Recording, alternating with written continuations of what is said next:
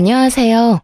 결혼한 지 1년을 겨우 채우고 이혼을 하게 된 여자입니다.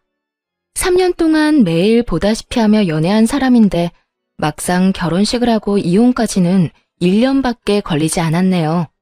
그 짧은 시간 동안 저에겐 참 많은 일이 있었는데요. 도대체 어떤 일들이 이혼까지 몰고 가게 되었는지 기가 막힌 사연 함께 해주실래요? 남편과는 소개팅으로 만난 사이였어요. 남편은 시부모님이 어렵게 낳은 하나뿐인 자식으로 사랑을 많이 받고 자란 아들이었죠. 저에겐 오빠가 있었는데 친정오빠가 본인 가정을 꾸리고 사는 모습을 보며 빨리 그러한 가정을 꾸리고 싶다는 생각을 하곤 했어요. 늘 새언니가 우선이고 조카에겐 다정한 친구 같은 오빠의 모습을 보며 저런 남편을 만나고 싶다고 생각하곤 했죠. 그래서 남편에 대한 기대치의 기준은 언제나 친정 오빠였어요. 그러는 와중에 만나게 된 사람이 남편이었고 3년이란 긴 연애를 하는 동안 남편은 이상형에 가까운 모습이었어요. 3년을 한결같이 말이에요. 그렇게 생각했기 때문에 결혼까지 하게 되었는데 막상 결혼을 하고 나니 달라도 너무 다른 사람이더라고요.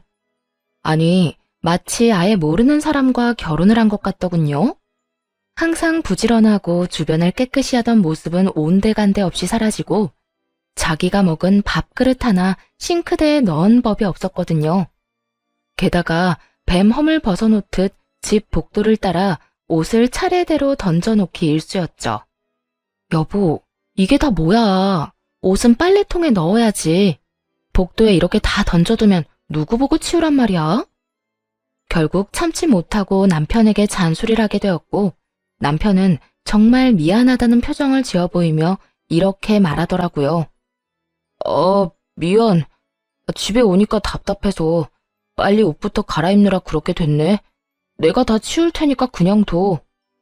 그리고 밥그릇도 그래.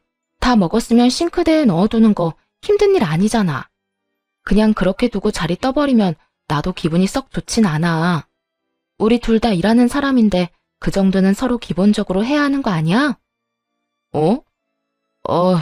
알겠어.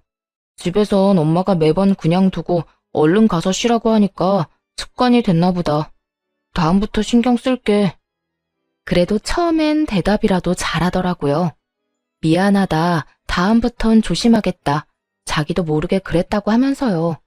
하지만 말만 잘했을 뿐 행동은 전혀 달라지지 않았고 결혼한 지 3개월도 되지 않았을 때 결국 폭발하고 말았어요. 진짜 이건 아니잖아. 옷을 빨래통에 넣는 게 그렇게나 힘들어? 양말은 침대 밑에 던져놓고 이건 왜 또 여기저기 던져놓는 건데? 신고 입었던 거라 그렇게 숨겨두면 냄새가 얼마나 나는 줄 알아? 네, 남편의 최악의 습관 중 하나는 지나가는 곳마다 옷으로 발자취를 남기는 것이었죠. 먼지 많은 침대 구석진 곳, 침대 아래, 여기저기요. 심지어는 드레스룸 행거 안쪽에 던져두고는 잊어버렸다고 하더군요. 그렇게 두면 집안 곳곳에서 구린내가 진동을 하는데 정말 미칠 지경이었죠. 그 냄새 때문에 머리가 지끈지끈 아파서 가만히 있어도 짜증이 확 올라올 지경인데 남편은 잔소리가 짜증난다는 듯 인상을 찌푸리며 말하더라고요. 그만 좀 해라. 그렇게 냄새나고 싫으면 나한테 이럴 시간에 당신이 치우면 되는 거잖아. 매번 이렇게 쫓아다니면서 잔소리하는 거 안 지겨워? 그러는 당신은 이렇게 막 어지르고 다니는 거 안 지겹니? 내가 이렇게까지 말하면 하는 척이라도 하겠다. 같이 사는 사람이 그렇게나 싫다는데 좀 신경 쓰면 안 돼? 어려운 일도 아니잖아. 어려운 일도 아니니까 당신이 좀 해. 그러면 되잖아. 그렇지 않아도 요즘 회사 일로 피곤해 죽겠는데 이러한 사소한 일로 사람 좀 괴롭히지 마. 나라고 좋아서 이러는 줄 알아? 당신 계속 그런 식으로 나오면 나도 집안일 안 할 거니까 그런 줄 알아. 나? 그냥 하는 말 아니야? 앞으론 정말 아무것도 안 할 거니까 집 쓰레기장으로 만들 거 아니면 알아서 잘하란 말이야. 마음대로 해라. 쓰레기장 되면 당신이 답답하지 내가 답답할까 봐. 난 오히려 잔소리 안 들어도 되고 좋으니까 알아서 해. 남편이 지나간 자리는 그 후로도 엉망이 되기 일쑤였고, 눈에는 눈, 이에는 이라고 저도 집안일에서 손을 놔버렸죠. 빨래를 해도 딱 제 것만 했고 밥도 차려주지 않고는 저 역시 밖에서 밥을 먹고 들어와 버렸어요. 남편은 그러거나 말거나 신경도 쓰지 않더라고요. 이때껏 생활하던 그대로 생활을 지속했으니 일주일도 되지 않아 집안은 개판이 되었네요. 그때쯤 되자 마땅히 입을 옷도 없는 듯 하더군요. 부재라도 반성을 하고 치우는 모습이라도 보였다면 그쯤하고 함께 치워줬을 텐데요. 남편은 반성할 생각이 전혀 없는 것인지 개판인 집으로 시모를 불러들이더라고요. 저녁까지 해결하고 집으로 돌아갔는데 개판인 집 한가운데 시모가 서 있어서 얼마나 놀랐는지 모릅니다. 너 집안 꼴은 이따위로 어질러 놓고 회사 갈 마음이 생기더니? 네가 아무리 일을 한다고 해도 결혼을 했으면 주부야. 시간 날 때마다 쓸고 닦아도 모자랄 판국에 집안 꼴이 이게 도대체 뭐니? 이런 집에서 살다간 없던 병도 생기지 않겠니? 거기에다 너 요즘 집에서 밥도 안 차려주고 빨래도 안 해줘서 우리 아들 제대로 먹지도 못하고 입을 것도 없어서 냄새나는 옷 입고 출근했다고 하던데. 너 그따위로 굴 거면 회사 때려치우고 집에서 살림이나 하거라. 시모는 제가 오기만을 기다린 것인지 보자마자 폭격급으로 잔소리를 늘어놓더라고요.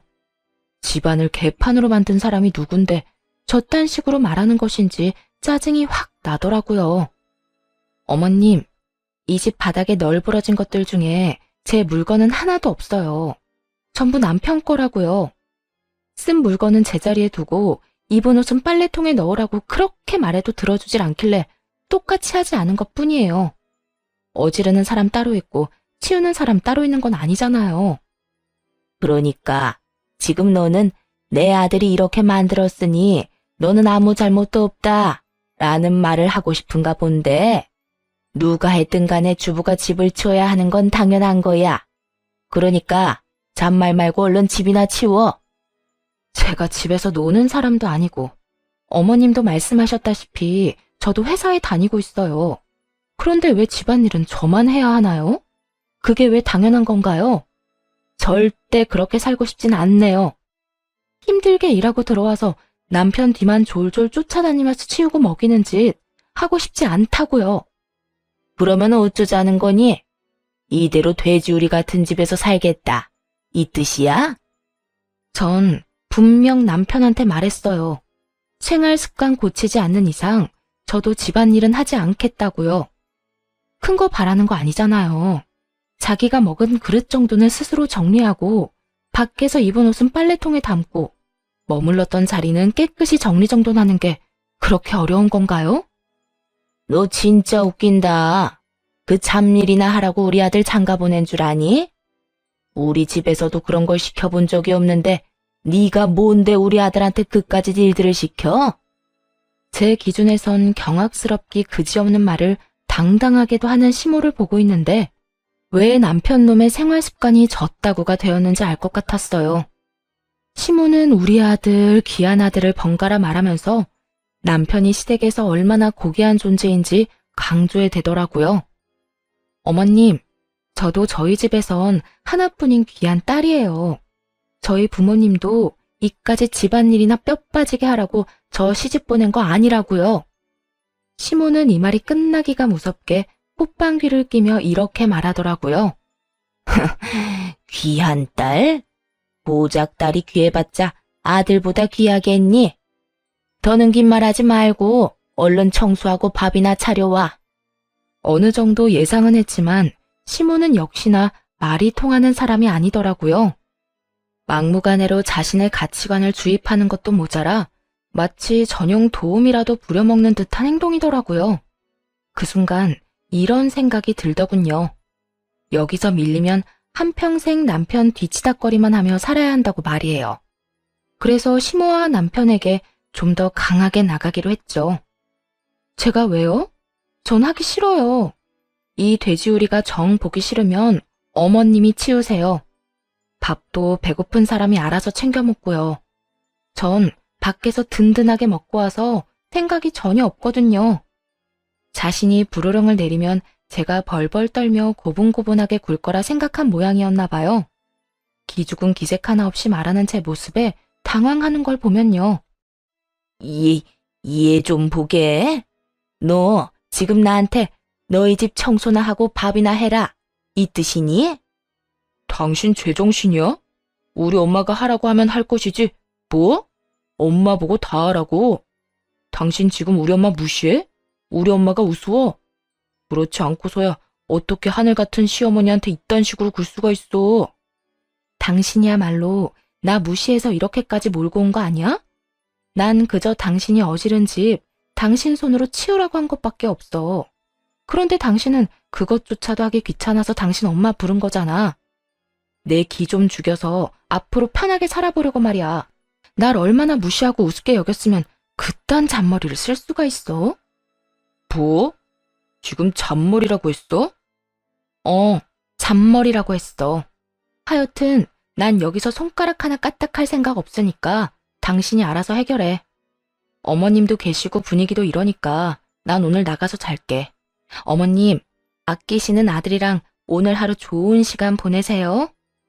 두 사람은 노발대발 화를 냈지만 다 무시한 채 집을 나와버렸네요. 집에 같이 있어봤자 밤새도록 싸울 것이 훤히 보였고 그렇게 의미 없는 싸움을 굳이 계속할 필요는 없었으니까요. 남편과 시모는 2시간가량 쉬지 않고 전화와 문자를 해댔어요. 그마저도 무음으로 해버렸고 호텔을 잡아 아주 푹 자고 회사에 출근했죠. 깨끗한 곳에서 손 하나 까딱하지 않고 쉬니 고작 몇 시간인데도 얼마나 좋았는지 모릅니다. 그렇게 다음 날이 되어 퇴근하고 집으로 돌아가니 집은 깨끗하게 청소가 되어 있었고 시모는 시댁으로 돌아갔는지 없더라고요. 잘한다. 유부녀가 외박이나 하고. 나 나가서 자라고 어머님 부른 거 아니었어? 난 또 어제 집에 오자마자 어머님이 사람을 몰아세우길래 당신이 나 나가라고 계획한 일인 줄 알았는데. 뭐라고? 당신 진짜 어제부터 말 이상하게 한다. 우리 엄마가 괜히 당신한테 그렇게 말했어? 당신이 생각해도 너무했잖아. 무슨 여자가 집안은 개판 5분 전으로 해놓고 신랑 입고가 옷 한 벌 없을 지경으로 집안일을 나 몰라라 해. 그런 꼴 보면 시어머니가 그 정도 잔소리할 수 있지. 말은 좀 똑바로 하자. 개판 5분 전 꼴이 싫었으면 당신이 안 어지럽혔으면 됐고 어지럽혔으면 당신이 치웠어야지. 옷도 똑같아. 세탁기 있겠다, 건조기 있겠다. 버튼만 누르면 다 되는 건데 그걸 왜 내 탓을 해? 당신 게으른 걸 탓해야지. 안 그래? 한마디도 지지 않고 받아쳐줬죠. 남편은 더는 참을 수 없다는 듯 고함을 지르더라고요. 야, 너 진짜 이렇게까지 할 거야? 무슨 여자가 고분고분한 맛이 없어. 여자는 고분고분한 맛까지 있어야 해? 그러는 너는 고분고분해? 그리고 어디서 고함을 질러? 나는 고함 지를 줄 몰라서 안 지르는 줄 알아? 그 말을 듣고는 참지 않고 고함을 질러버리자 남편은 더 이상 말도 섞기 싫다는 듯 작은 방으로 들어가더라고요. 그 후 약속이라도 한 듯 말수가 줄었고 꼭 필요한 것이 아니면 대화는커녕 같은 자리에 있는 일도 없었네요. 그리고 여태껏 그렇게 잔소리를 해도 깨끗해지지 않던 집은 한바탕 소동이 일어나고 나서야 깨끗함을 유지하게 되었죠. 그만큼 남편이 집에서 지내는 시간이 적다는 뜻이기도 했고요. 사이가 나빠진 이후로 남편은 잠만 집에 와서 자기 시작하더라고요. 어떤 날은 제가 잠들기 전까지 들어오지 않는 날도 있었죠. 그렇게 별거 아닌 기분으로 지내던 어느 날, 남편의 전화를 대신 받는 일이 있었어요. 이중 주차되어 있는 차를 좀 빼달라는 전화였죠. 그때 남편은 전날 먹은 술이 깨지 않아 시체처럼 자고 있었거든요. 하는 수 없이 차키를 찾기 위해 남편의 가방을 살펴보게 되었고 가방 속에서 비뇨기과 약을 보게 되었어요. 아무래도 이상하더라고요. 문제가 있다면야 방문할 수도 있다지만 또 다른 이유가 있을 거란 예감이 들었거든요. 그래서 차를 빼주는 김에 남편 차의 블랙박스를 살펴봤어요. 그리고 상상을 훌쩍 뛰어넘는 사실을 알게 되었죠. 저도 아는 친한 친구와 통화를 많이 했더라고요. 그리고 통화 내용에서 모든 것을 알게 되었네요. 바로 남편이 비뇨기과 방문했던 사실과 그 이유에 대해서 말입니다. 그래, 하준아. 나 지금 수술하고 나왔다. 와, 진짜 수술을 했어? 너도 참 대단하다. 수술까지 해서 바람 피우려는 너의 의지 존경한다, 존경해. 그런데 너 그러다 재수 씨한테 들키면 어쩌려고 그래? 내가 말하지 않으면 어떻게 알아? 날 데리고 병원에 가자고 할 것도 아니고 절대 몰라. 그래, 네가 알아서 하겠지 뭐. 그래서 또 언제 가려고? 다음 주쯤? 이번 주는 따로 봐야 할 사람이 좀 있어. 누구? 설마 저번에 말했던 비뇨기과 간호사? 그래, 그 간호사. 아니, 나 처음 상담받으러 갔을 때부터 연락이 오기 시작하더니 어제부턴 아예 노골적으로 커피 한 잔 사달라고 하더라니까. 나 유부남인 거 다 알면서 말이야. 내가 그만큼 마음에 들었단 뜻 아니겠어? 야, 너가 술집 아가씨 만나는 건 그러려니 했다마는 한 여자만 만나는 건 진짜 아닌 거 알지? 너 그거 외도야, 외도. 결혼한 지 얼마나 됐다고 벌써 딴 여자를 만나려고 그래? 나라고 이러고 싶어서 이러겠냐? 집에만 들어가면 내가 숨이 막혀. 빈 그릇 치워라, 옷은 빨래통 담아라, 물건 정리해라. 쫓아다니면서 잔소리하는데 진짜 이딴 결혼 물을 수만 있으면 무르고 싶다니까. 이런 와중에 담비처럼 다른 여자가 다가왔는데 너 같으면 딱 잘라 거부할 수 있겠냐? 그것도 간호사인데. 난 모르겠다. 네가 알아서 잘하겠지. 하여튼 걸리지만 마라. 걸리면 너 진짜 무사히 이혼 못해. 걱정하지 말라니까. 절대 안 걸려, 절대. 혹시나 다른 데서 애 생길까봐 정관 수술까지 했는데 들키겠어? 절대 안 들키니까 걱정 안 해도 돼. 남편은 총각 때부터 술집에 다닌 것도 모자라 결혼하고 난 후에도 계속 그래왔었나 보더라고요. 이젠 병원 간호사와 눈이 맞아 아예 외도를 저지르고 있었고요. 거기에다 정관 수술이라니 정말 기가 찼습니다. 촌 귀한 집이라며 시모는 하루가 멀다 하고 아이를 낳으라 난리였는데 그 와중에 바람 피우려고 그딴 수술을 했다니 참 대단한 사람이다 싶었네요. 지 놀자고 대를 끊어먹는 자손이라니 대단할 수밖에요. 워낙 남편과 시댁에 대한 실망이 커서 그런지 이 사실을 다 알고 난 후에도 충격은 그다지 크지도 않았어요. 그저 예상치도 못했던 내용에 황당하고 기가 찼죠. 그리고 곧바로 상간녀에 대해 조사해보기 시작했어요. 알아보니 상간녀에겐 남자가 한둘이 아니더라고요. 병원에 오는 손님 중 행색이 부유하다 싶은 남자들만 골라 접근해 사치를 즐기던 꽃뱀 같은 여자였어요. 그중 하나가 남편이었고요. 시기를 생각해보면 남편과 만나기 시작한 것은 그리 긴 시간이 아니었는데 이미 남편은 상간녀에게 간이고 쓸개고 다 빼줄 기세로 돈을 쏟아붓고 있었더라고요. 시댁이 사는 편이었으니 마르지 않는 샘물에서 마구 퍼다주는 상황이었죠. 오빠, 나한테 이렇게 많이 사줘도 돼? 집에서 뭐라고 안 해? 이렇게 많이 쓰다 와이프한테 들키면 어떡해. 다행히 집사람 집도 꽤 사는 편이라 돈 가지고는 간섭 안 해. 우리 생활비 빼곤 돈 관리도 따로 하거든. 심지어 적금도 따로 들어. 아마 내 월급이 얼만지 내가 어디에 어떻게 돈을 쓰는지 관심도 없을걸? 그렇구나. 난 그것도 모르고 혹시나 하고 기대했네. 기대? 걱정한 거 아니고? 그래, 기대. 난 내심 우리 사이를 들켰으면 하는 마음도 있거든.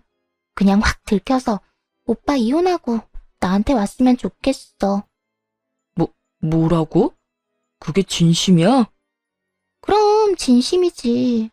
나도 이제 결혼 생각해야 하는 나이고 다른 사람 만나 결혼하는 거보다 오빠랑 결혼하면 좋겠다는 생각도 해. 오빠는? 오빠는 나랑 결혼 같은 거 생각해 본 적 없어? 나야 당연히 결혼 생각도 했지. 내가 말했잖아. 내 와이프 성격 파탄자라고 말이야. 성격만 더러운 줄 알아? 집에서 청소도 안 하고 밥도 안 차리고 심지어 빨래도 안 해. 이건 뭐 와이프를 데리고 사는 건지 모시고 사는 건지 모르겠다니까.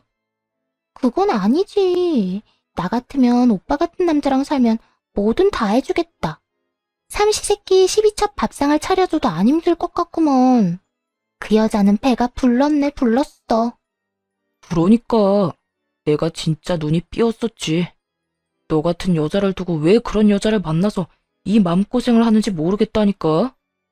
하여튼 하는 꼴 보아하니 조만간 이혼 이야기 나올 것 같으니까 조금만 더 기다려줘. 와이프 입에서 이혼 이야기 안 나오면 나라도 할 테니까. 나 이혼하면 우리 결혼하자. 알겠지? 응, 오빠.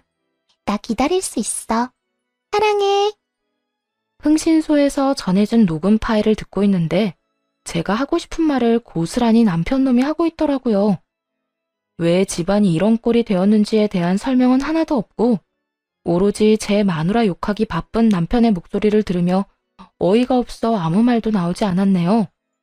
두 사람은 들뜬 목소리로 꼴값스러운 대화를 이어가더니 결국 결혼을 약속하더군요. 저만 빠지면 행복해질 수 있다고 확신하는 두 사람의 말을 듣고 원하던 대로 이혼을 해주기로 결심했죠. 다만 그냥 이혼해주는 것으로는 속이 풀릴 것 같지 않아 어떻게 되돌려줄까 고민하던 찰나에 시모가 짐까지 싸서 들어오더라고요. 무슨 일이세요? 그 짐은 또 뭐고요? 보면 모르니? 내 짐이잖아. 한동안 여기서 지낼 예정이니 그런 줄 알고 작은 방부터 청소 좀 해. 허락한 적도 없는데 시모는 태연하다는 듯 집으로 밀고 들어와서는 소파에 앉기가 무섭게 청소부터 시키더군요. 남편 놈도 내쫓고 싶은 심정이 굴뚝 같은데 시모까지 밀고 들어오다니 속이 부글부글 끓어오르기 시작했어요.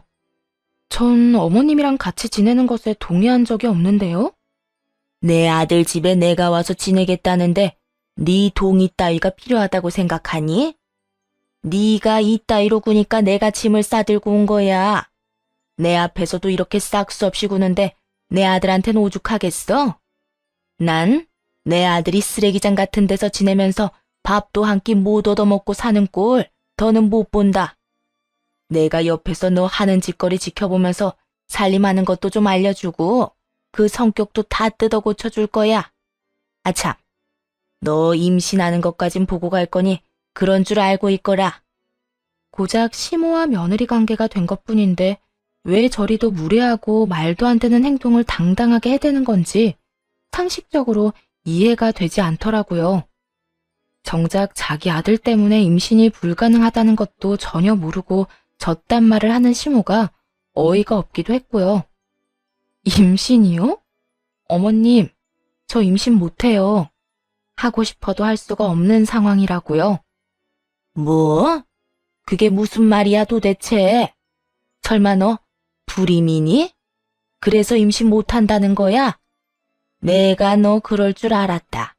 그렇게 모든 일에 예민하게 구니까 그렇지. 시모는 당연하다는 듯 저 때문이라고 생각했고 저는 말을 돌리지 않고 바로 말해주었네요. 저는 지극히 정상인데 남편이 아기를 가질 수 없는 몸이라네요. 아니, 정확히는 아기를 가질 수 없게 몸을 만들었어요. 남편, 저도 모르게 정관수술 받았대요. 그래서 저희 임신 못해요. 뭐야? 수술?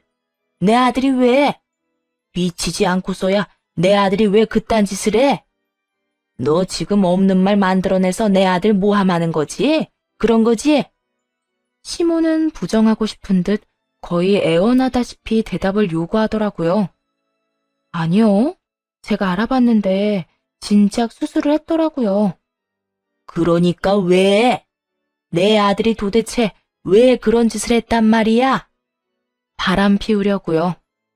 알고 보니까 이미 바람을 피우고 있던데요. 그것뿐인 줄 아세요? 없어도 들락날락 하고 있었어요. 이 여자 저 여자 만나긴 해야 하는데 덜컥 임신이라도 할까봐 걱정한 모양이더라고요. 뭐라고? 바람을 폈단 말이니? 거기에다 뭐? 네, 어머님도 기가 막히시죠? 저도 기가 막히더라고요. 아무리 여자가 좋아도 그렇지 외도에 업소에 아주 바쁘게도 살았더라고요. 지금 만나는 여자는 글쎄 이뇨기과에서 만났다네요. 수술하러 가서 간호사랑 눈이 맞았더라고요. 그럴 리가 없어. 내 아들이 외도 같은 걸 저질렀을 리가. 시모는 믿을 수 없다는 듯 발악에 가까운 부인을 하더라고요. 하는 수 없이 남편의 외도 증거들을 보여주기 시작했고 시모의 안색은 실시간으로 잿빛이 되어갔어요. 시모는 많이 충격을 받은 듯 했는데 그 이유가 따로 있더라고요. 이 녀석이 닮을 게 따로 있지. 이딴 것까지 자기 아비 닮아서는 이 씹어먹어도 모자랄 놈. 시모는 외도 사실을 처음 알았을 때 저보다도 더 분노하더니 남편에 대한 욕을 서슴없이 하기 시작했어요. 들어보니 소시적 시부가 외도를 많이 저지르고 다녔다고 하더군요. 심지어 아직까지 작은 집 오가며 지내고 있다고 했어요. 시부의 상간녀는 딸만 셋인 반면에 시모는 아들을 낳았으니 그나마 이렇게 살 수 있었다고 하더군요. 어쩐지 이상하다 싶긴 했어요. 시부도 보통 성격은 아닌 듯한데 시모에게 꼼짝도 못하는 모습을 본 것이 한두 번이 아니었거든요. 그런 잘못을 저질렀고 현재도 진행 중이니 시모에게 납작 엎드려 살고 있었던 것이었죠. 한참을 남편과 시부를 욕하던 시모는 아차 싶었는지 대뜸 이렇게 말하더라고요. 도대체 넌 남편한테 얼마나 못했으면 바람이나 피웠겠니? 그러게 내가 시키는 대로 했으면 이런 꼴은 안 봤을 거 아니야. 조금 전까지만 해도 조강지 쳐두고 허튼 짓 하는 것들은 상종도 못할 것들이라며 욕하던 사람이 저딴 말을 하니 기가 다 막히더라고요. 그러는 어머님은 뭘 얼마나 못했으면 아버님이 아직까지 두 집 살림을 하나요? 그래도 이 사람은 아직 살림은 안 차렸던데. 아버님은 살림까지 차리고 아직까지 그러는 걸 보니 어머님이 못해도 참 많이도 못했나 봐요. 너 지금 사람 약 올리니? 어머님은 저 약 올리려고 제가 얼마나 못했으면 남편이 바람을 피우냐고 물은 건가요? 아니잖아요. 저도 마찬가지예요. 얼마나 집안일도 못하고 여자로서 매력이 없었으면 아버님이 그렇게까지 습관적으로 바람을 피웠나 진심으로 궁금해서 묻는 거예요. 이 물음에 시모는 대꾸할 말이 없는지 씩씩거리며 노려보더라고요. 그리곤 한가득 챙겨왔던 짐을 풀지도 않더니 그대로 가지고 돌아가 버렸습니다. 그 후 시모에게 모든 이야기를 전해들은 남편이 집으로 와 양심도 없이 화를 내며 질책하기 시작하더라고요. 왜 시모에게 그딴 말까지 했냐고 말이에요. 당신 미쳤어? 내가 바람 피우는 거 알았으면 알았지. 왜 엄마한테까지 그딴 말을 전해? 미친 건 당신이네. 감히 지금 나한테 그딴 걸 따지고 싶어? 그딴 거라니. 당신 때문에 우리 엄마 자리 깔고 누워있다고. 어떻게 책임질 거야? 그걸 왜 내가 책임져야 해? 그러게 누가 허락도 없이 남의 집 쳐들어와서 여기서 산다느니 임신을 할 때까진 돌아가지 않을 거라느니 말도 안 되는 말 해대면서 사람 들들 볶으라고 했어? 아니, 애초에 당신이 밖에서 똑바로 하고 다녔으면 이런 일도 없었지. 어머님이 쓰러질 만한 행동은 혼자 다 하고 다녀놓고 왜 먼 사람한테 책임을 지래? 양심은 그 상간녀 집에 맡겨두고 왔니? 시모와 남편을 콕콕 집어가며 따지고 들자 남편은 진저리가 난다는 표정으로 이렇게 말하더라고요. 당신이 이러니까 내가 돈 주고 그런 데나 다니고 바람이나 피우고 돌아다닌 거야. 당신이 이따위로 사람 무시하고 가르치려 드는데 당신 같으면 당신이랑 살고 싶겠어? 왜 바람 피우거나 잘못 저지른 것들은 자기 잘못을 상대방한테 다 떠넘기는지 모르겠네. 그러고 나면 마음이 좀 편해져? 바람 피운 게 정당한 행동이 되는 것처럼 느껴져? 이유가 뭐든 적당히 좀 해. 당신이 그러면 그럴수록 더 못나 보이고 없어 보이니까. 뭐? 당신 진짜 말이면 단 줄 알아? 내가 진짜 당신 이혼녀 만들기 싫어서 웬만하면 이혼만은 안 하려고 했는데 안 되겠다. 우리 이혼하자. 난 더는 이딴 무시당하면서 살고 싶지 않다. 이혼만은 안 된다고 매달린 적도 없는데 남편은 마치 그런 적이 있었다는 듯 말하더라고요. 이혼은 이미 결정한 지 오래고 어떻게 이혼해야 잘 이혼했다 소문이 날까 고민하는 제 앞에서 말이죠. 어이가 없어서 웃음이 다 나더라고요. 누가 이혼녀 되는 게 무섭대? 나 이혼 환영이야. 이거 왜 이래? 나 진짜 진심으로 당신이랑 이혼할 거라 이야기하는 거야. 홧김에 하는 말이 아니라 진짜 진심이라고. 그래도 괜찮아? 아닐 텐데. 당신이 나랑 이혼할 수 있을 리가 없잖아. 야, 너 그 정도 착각이면 병이야, 병. 네가 밖에서 그딴 짓거리를 하고 다니는 걸 다 알았는데 내가 미쳤다고 너랑 계속 살겠어? 내 인생에서 미친 짓은 너랑 결혼한 거 하나로도 차고 넘쳐. 그러니까 이혼해. 소송 당연히 할 거고 상간녀 소송까지 할 거니까 네 간호사 여자친구한테도 꼭 전해주고. 남편 놈은 참 멍청하게도 상간녀 소송까지는 생각지도 못한 것 같더라고요. 상간녀 소송이란 말에 크게 화를 내기 시작했거든요. 미쳤어? 뭘 해? 상간녀 소송? 그거 하기만 해봐. 내가 너 위자료 한 푼 안 주고 이혼해버릴 거니까. 알겠어?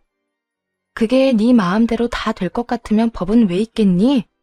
앞으로 네가 뭘 생각하든 나와 관련된 일에선 네 뜻대로 되는 일은 절대 없을 테니까 그런 줄 알고 썩 꺼져.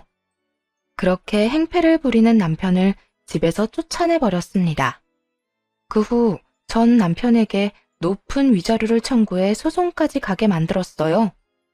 소송까지 가야 남편의 회사에 소문이 돌 거고 일단 소문이 돌면 막을 수 없을 거라 확신했기 때문이죠. 예상대로 소송이 길어지자 남편의 회사에는 이혼 사실과 이혼 사유에 관한 소문이 돌기 시작했더라고요. 남편이 전 남편이 될 때쯤엔 회사 내 개미 새끼 한 마리도 이혼 사유를 알 정도로 소문이 나 본욕을 치르고 있다고 하더군요.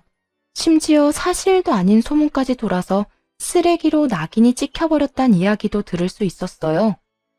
이혼 소송뿐만 아니라 상간녀 소송도 꽤 만족스러웠어요. 끝까지 반성이라곤 모르던 상간녀에게 위자료를 왕창 받아냈거든요. 상간녀는 마지막 그날까지도 참 뻔뻔하더라고요. 이제 다 끝났죠? 돈은 오빠한테 다 받아서 줄 테니까 조금만 기다려요. 아참, 우리 곧 결혼할 거니 앞으로 우리 오빠한테 절대 연락도 하지 말고요.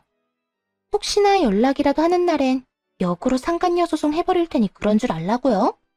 여자한테 환장해서 가정도 버리는 놈, 이젠 줘도 안 가지니까 너 알아서 하고 돈이나 똑바로 넣어. 그리고 내가 경험자로서 하는 말인데 네 예비 남편 관리 똑바로 해. 그거 병이라 절대 못 고치거든? 아마 또 병 도지는 날이 올 거니 잘 관찰하면서 살아. 참나, 그렇게 말하면 누가 겁먹을 줄 알아요? 우리 오빠는 나밖에 모른다고요. 지금도 봐요. 단박에 댁 버리고 나한테 오는 거. 앞으로 그런 일은 절대 없을 거니까 본인 인생이나 걱정하며 살라고요. 그래, 두고 보자. 그 핏줄이 과연 여기에서 멈출 수 있을지 말이야. 그 핏줄이라니, 그게 무슨 말이에요? 그것까지 내가 말해줄 의무가 있어? 정 궁금하면 네 시어머니한테 물어보든가. 상간녀는 그게 무슨 뜻이냐며 끈질기게 물고 늘어졌지만 끝까지 말해주지 않고선 돌아와 버렸네요. 그 후 얼마 지나지 않아 상간녀와 전 남편의 결혼 소식이 들려오더라고요. 결국 상간녀는 돈을 펑펑 잘 쓰던 전 남편과 살기로 한 것이었죠. 그런데 결혼만 뜻대로 했을 뿐 나머진 상간녀의 뜻대로 되지 않은 듯 하더라고요. 시집살이를 한다는 소식이 들려왔으니까요. 상간녀의 고생이 훤히 보이던 어느 날, 늦은 밤 전 남편에게 전화가 왔더라고요.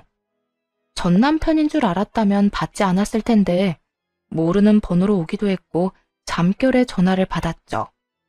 나야. 자고 있었어? 지금 시간이 몇 시인데 이 시간에 당연히 자고 있지. 할 말 있으면 빨리 하고 끊어. 나 요즘 너무 힘들어, 여보.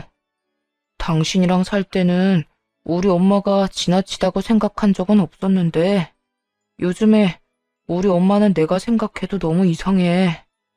하루가 멀다고 집사람 괴롭히면서 시집살이 시키는 건 기본이고 집사람 병원까지 찾아가서 진상 부리고 난리가 났다고. 어디가 아프셨겠지.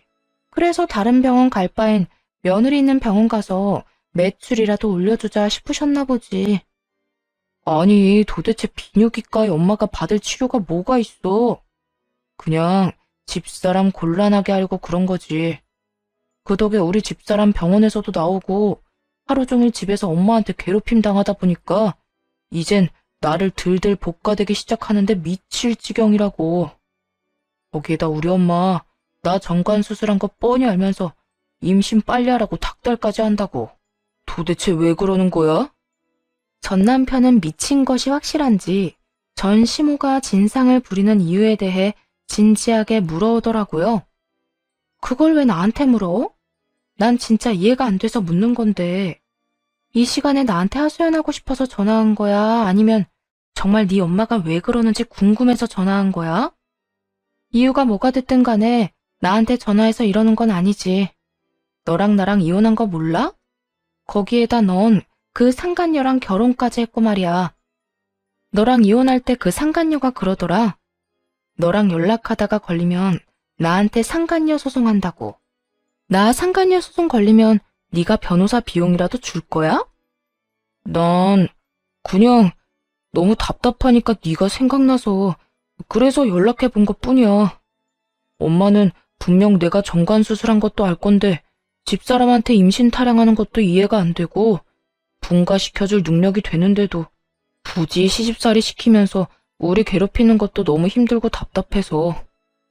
아버님이 여자 때문에 그 고생을 시켰고 지금도 그러고 있는데 너 같으면 아들이 상간녀랑 붙어 사는 꼴이 예쁘게 보이겠어?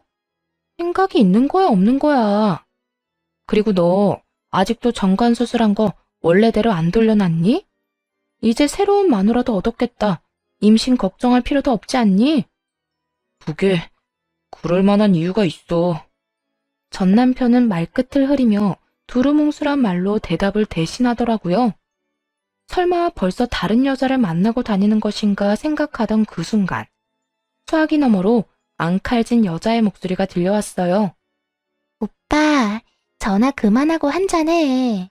나 앉혀놓고 자꾸 다른 여자랑 전화할 거야? 아, 좀 가만히 있어봐. 통화 마무리만 하고. 설마가 사람 잡는다더니 남편은 재혼한 지 얼마 되지도 않았는데 또 업소를 다니고 있는 모양이었어요. 피는 물보다 진하다더니 어떻게 닮아도 저런 짓까지 닮았나 싶었어요. 아, 또 업소 다니나 보네? 그게 스트레스를 너무 많이 받아서 기분 전환 겸 왔어. 뭐 이제 당신이 내 마누라도 아닌데 왜? 뭐? 또 바른 말만 쏙쏙 골라야 되면서 닭다리라도 하려고? 바른 말이었단 걸 안다니 놀랍긴 하네. 그런데 말이야, 난 이제 네 인생에 훈수 두고 싶지도 않아. 막말로 뭐 하고 어떻게 사는지 난 별로 궁금하지도 않거든. 그냥 그러고 살아. 이 여자 저 여자 하고 살다 보면 너한테 꼭 맞는 그런 여자 만나는 날이 있겠지. 그날이 올 때까지 돈은 돈대로 쓰고 인생은 인생대로 낭비하면서 잘 살아. 넌 무슨 말을 그렇게 해? 이럴 땐 그냥 많이 힘들었겠다. 좋은 날이 있을 거다 힘내라. 이런 말 좀 해주면 안 돼? 하긴 네가 이런 여자니까 내가 너랑 이혼까지 했겠지. 그래, 나 이런 여자니까 다신 나한테 연락도 하지 마. 피차 좋은 감정이 남은 것도 아닌데 굳이 목소리 듣고 살아서 뭐해? 그러면 얼른 끊고 하던 일이나 계속해. 그렇게 여자에 미쳐버린 전 남편의 전화를 끊어버리고 조금의 고민도 없이 시모에게 전화를 걸었어요. 네가 이 시간에 무슨 일이냐? 그러게요. 저도 다신 통화할 일 없을 거라 생각했는데 살다 보니까 이런 날이 다 오네요. 특히나 이런 이유로 전화하게 될 줄은 전혀 예상하지 못하긴 했어요. 무슨 소론이 이렇게나 길어? 얼른 할 말이나 하거라. 그게 아범이 방금 저한테 전화가 왔더라고요. 뭐 이런저런 하소연하려고 한 전화인 것 같던데 이게 중요한 게 아니고요. 글쎄, 아범이 지금 어디 있는 줄 아세요? 어디에 있길래 이 호들갑인 거야? 지금 또 업소인가 보더라고요. 옆에서 오빠, 오빠 하는 소리가 끊기지 않고 들리던데요. 며느리 데리고 얼른 가보세요. 이참에 현장 급습해서 그 버릇 단단히 고쳐놔야 하지 않겠어요? 뭐야? 너 거짓말 아니지? 제가 이런 걸로 거짓말해서 뭐 하겠어요? 얼른 가보기나 하세요. 그 인간 자주 다니던 곳 아니까 문자로 주소랑 보내드릴게요. 전화를 끊자마자 전 시모에게 주소를 보냈고 시모와 상간녀가 전 남편을 찾아가 한바탕 난리가 났었다는 소문을 들을 수 있었습니다. 그 후 전 남편은 상간녀에게 이혼을 당한 것도 모자라 시모에게도 쫓겨났다고 하더라고요.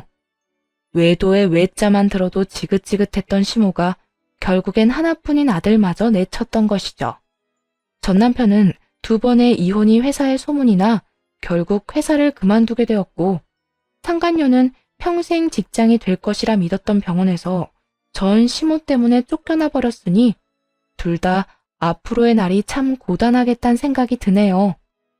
그렇게 더는 그 집 식구들의 소식은 들을 일이 없을 거라 생각했는데 3개월쯤 지났을 때 폐인꼴을 한 전 남편이 회사 앞으로 찾아왔더라고요. 남들은 퇴근할 시간에 술 냄새가 풍겨오는 걸 보니 인생 막장을 달리고 있다는 것을 굳이 묻지 않아도 알 것 같더라고요. 넌 내가 지겹지도 않니? 하소연한다고 전화하고 고민 상담하고 싶다고 전화하고 이번엔 또 무슨 일로 찾아왔는데? 그게 여보, 나 너무 힘들어. 나 이혼한 이야기 들었어? 이혼하고 집에서도 쫓겨났다고. 나 회사도 그만두고 집에서도 쫓겨나서 돈도 없고 사는 게 너무 힘들어. 그래서 나보고 어쩌라는 건데? 그때 네가 말한 것처럼 불쌍하다, 참 많이 힘들겠다. 그런 말이라도 해주길 바래? 그런 건 아닌데 나 지금 고시원에서 지내고 있거든? 그래서 하는 말인데 전셋집이라도 얻을 돈 좀 빌려주라. 나 고시원에서 도저히 못 살겠어. 그렇다고 월세집 얻기엔 월세를 감당하지 못할 것 같고. 당신 위자료 받은 거 많잖아. 그거 좀 빌려줘. 내가 취업만 하면 대출 받아서 바로 갚을게. 응? 돈을 맡겨놨다고 생각하는 것인지 참 당당하게도 돈을 요구하더라고요. 지금 돈을 빌려주면 다신 찾아오지 않겠다는 말까지 하고 말이에요. 당연히 싫다고 했고 전 남편은 바로 태세를 전환하며 화를 내기 시작했어요. 너 진짜 내가 이런 말까진 않으려고 했는데 내가 이 꼴이 된 게 누구 때문인데? 네가 그날 우리 엄마한테 연락하지만 않았어도 이런 일은 없었잖아. 네가 그렇게 다 일러 바치는 바람에 나 이혼까지 당하고 집에서도 쫓겨난 거라고. 그러니까 네가 책임져. 책임지라고. 나 이대로는 절대 못 가. 돈을 빌려주던가. 그게 싫으면 나 당신 집 가서 같이 살 거야. 알겠어? 너 진짜 미쳤구나. 네가 뭔데 우리 집에 와서 살아. 헛소리 작작하고 얼른 꺼져. 지금 당장 사라지지 않으면 경찰에 신고할 거야. 경찰? 그래, 부를 수 있으면 불러. 어차피 고시원에서 사는 것도 힘들었는데 깜빵 가서 살면 되겠네. 거기선 월세도 안 들고 좋겠어. 역시 미친놈은 미친놈이더라고요. 말도 전혀 통하지 않았고 모든 잘못을 남에게 전가하기 바쁜 못나디 못난 미친놈 말이죠. 전 남편은 제가 절대로 신고까진 못할 거라 확신하는 듯 비아냥대고 있었고 그래서 보란듯이 바로 경찰에 신고해버렸어요. 그랬더니 신고를 하자마자 도망치기 바쁘더군요. 꽁지 빠지게 도망가는 꼴을 보니 속이 다 후련하더군요. 그 후 전 남편에겐 접근 금지 명령이 떨어졌고 다시 찾아오는 일은 없었습니다. 건너 들리는 이야기엔 아직도 정신 못 차리고는 있는 돈 없는 돈 다 끌어모아 업소를 다니며 폐인처럼 산다고 했고 전 시모는 화병으로 몸져 누웠다고 하더군요. 그렇게 우리의 악연은 마무리되었고 비교적 결혼 유지 기간이 짧았던 걸 위안으로 삼으며 잘 지내고 있습니다. 결혼 생활을 더욱 길게 끌고 갔다면 모르긴 몰라도 마음의 병을 얻어 지금 같은 생활은 하지 못했을 거니까요. 그 짧은 결혼 생활에서도 불면증으로 고생하긴 했지만 이혼을 하고 난 후 많이 호전된 상태예요. 환경이 바뀌기도 했고 여러 운동을 하며 몸도 힘들게 하고 머리도 비우니 이제는 수면제도 차츰 줄여가고 있어요. 아무래도 이혼 사유가 외도이다 보니 재혼 생각은 전혀 없지만 가끔 연애는 하고 싶기는 한데요. 요즘 운동하는 곳에서 자꾸만 음료수를 건네주는 남자가 생겼어요. 이거 관심의 표현 맞겠죠? 일단 지켜는 보는 중인데 잘 지켜보고 괜찮은 사람인 것 같으면 밥이나 한 끼 먹어볼까 싶긴 하네요. 이혼을 했다고 해도 평생 혼자 외롭게 늙어 죽고 싶진 않거든요. 죄 지은 것도 아닌데 한 번뿐인 인생 제대로 즐기다 가보려고요. 이렇게 제 이야기는 끝이 났습니다. 매일 출퇴근 시간에 즐겨 듣던 사연 열차에 제 사연을 보내겠다고 마음먹고 난 뒤에도 여러 이유로 고민이 많았던 것 같아요. 이혼 이야기를 이렇게까지 자세히 누군가에게 설명한 적도 없었을 뿐더러 굳이 결혼이라는 결정이 틀렸었단 걸 말하고 싶지도 않았던 것 같고요. 그런데 다시 생각해보니 결정이 틀린 것이 아니라 바른 결정을 할 수 없도록 속은 것이더라고요. 그리고 모든 사실을 알고 난 후에는 제가 받은 상처를 돌려주기도 했고요. 그래서 지금 생활에 아주 만족하며 잘 지내고 있습니다. 물론 후회도 전혀 없어요. 어떠신가요? 사연을 듣는 지금 이혼을 두고 고민하는 애청자분들이 혹시 있으신가요? 혹시 그런 분 중에 저와 같은 이유로 이혼을 고민하시는 분들이 계실까요? 그런 분들께 한마디 드리고 싶네요. 외도, 폭력, 도박은 절대 끊을 수 없는 병이라고. 옛 어른들은 말씀하십니다. 아무리 세상이 바뀌었다고 해도 이것만큼은 옛 어른들의 말씀이 옳지 않을까요? 그러니 지금이라도 고민은 그만하시고 도망치세요. 자신의 인생을 갉아먹는 짓은 더는 하지 마시라고요. 우리 모두 부디 행복합시다. 긴 글 함께 해주셔서 감사합니다.